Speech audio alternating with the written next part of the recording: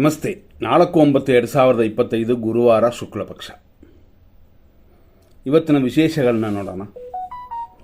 ದ್ವಾದಶಿ ಅನ್ನುವ ತಿಥಿ ಇವತ್ತೆಲ್ಲ ದಿನ ಪೂರ್ತಿ ಬೆಳಗಿನ ಜಾವ ಸುಮಾರು 4:08:15 ಆನಂತರ ಬರೋದು ತ್ರಯೋದಶಿ. ಇವತ್ತಿನ ನಕ್ಷತ್ರ ಉತ್ತರಾಷಾಢ. ರಾತ್ರಿ 11:43:43 ಆಮೇಲೆ ಬರುವಂಥದ್ದು ಶ್ರವಣ ನಕ್ಷತ್ರ. ದಿನ ಪ್ರಕಾರ ಅಂದರೆ ಇವತ್ತಿನ ವಿಷಯ ಪ್ರಕಾರ ಶುಭ ಕಾರ್ಯಗಳು ನಡೆಯಬಹುದು. ಯಾಕೆಂದರೆ ತಿಥಿಯೂ ಚೆನ್ನಾಗಿದೆ, ನಕ್ಷತ್ರವೂ ಚೆನ್ನಾಗಿದೆ, ಶುಕ್ಲ ಪಕ್ಷವೂ ಕೂಡಿ ಬಂದಿದೆ. ಆದ್ದರಿಂದ ಶುಭ ವಿವಾಹ ಉಂಟು. ವಾಮನ ಜಯಂತಿ, ಪರಿವರ್ತನ ದ್ವಾದಶಿ, ವಿಜಯ ದ್ವಾದಶಿ, ಗುರು ಜಯಂತಿ, ಭುವನೇಶ್ವರಿ ಜಯಂತಿ, ಹರಿವಾಸರ, ಈ ರೀತಿಯಾಗಿ ಇಷ್ಟು ವಿಶೇಷಗಳಿರುವ ಈ ದಿನ ಶುಭ ಕಾರ್ಯಗಳಕ್ಕಾದ ಸಮಯ, ಶುಭ ಕಾರ್ಯಗಳಕ್ಕಾಗದ ದಿನವಿದು. ಆದ್ದರಿಂದ ಈ ದಿನದಲ್ಲಿ ಶುಭ ಕಾರ್ಯ ಮಾಡೋದರಲ್ಲಿ ಖಂಡಿತವಾಗಿಯೂ ಅಡ್ಡಿ ಇಲ್ಲ. ಮತ್ತಷ್ಟು ವಿಷಯಗಳು ಅಂತಂದರೆ ಇವತ್ತು ಸೂರ್ಯೋದಯ 6:09. ಇವತ್ತಿನ ದಿನಕ್ಕೆ ಉತ್ತರಾಷಾಢದ ನಕ್ಷತ್ರದ ಮಾನುಷ್ಯ ಗಣವಿದು. ಶ್ರವಣ ನಕ್ಷತ್ರ ದೇವಗಣ. ಇವತ್ತು ಮಕರ ರಾಶಿ ದಿನ ಪೂರ್ತಿ ಬೆಳಗ್ಗೆ 6:09-11:31 ಉತ್ತರಾಷಾಢ ನಕ್ಷತ್ರ 2ನೇ ಪಾದ.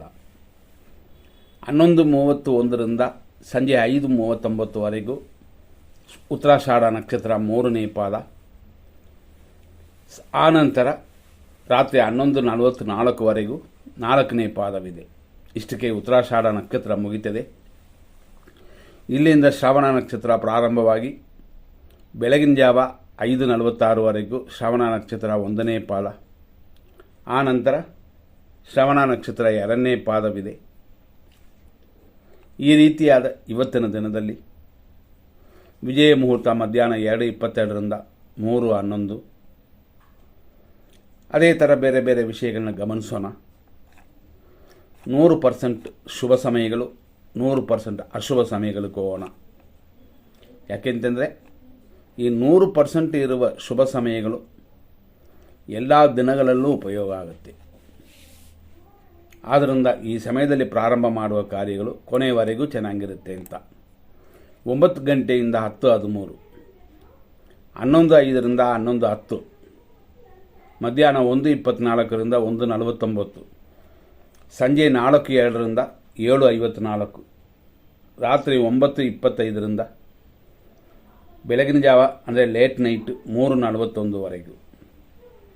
ಆನಂತರ ಬೆಳಗಿನ ಜಾವ 5:20 ದಿನ ಪೂರ್ತಿ ಇದೆ. ಇದು 100% ಶುಭ ಸಮಯಗಳು. 100% ಅಶುಭ ಸಮಯವನ್ನು ನೋಡೋಣ. ಬೆಳಗ್ಗೆ 6:09 7:41 ಇದು ಯಮಕಂಡ ಕಾಲ. 7:20 ಇನ್ನೂ ಯಮಕಂಡ ಕಾಲವೇ ಮುಗಿದಿಲ್ಲ, ಇನ್ನೂ 21 ನಿಮಿಷಗಳಿದೆ. ಅಷ್ಟರಲ್ಲೇ ಜೊತೆಯಲ್ಲಿ ನಕ್ಷತ್ರ ವಿಷಗಡ್ಡಿಕಾ ಕಾಲವು ಸೇರುತ್ತದೆ.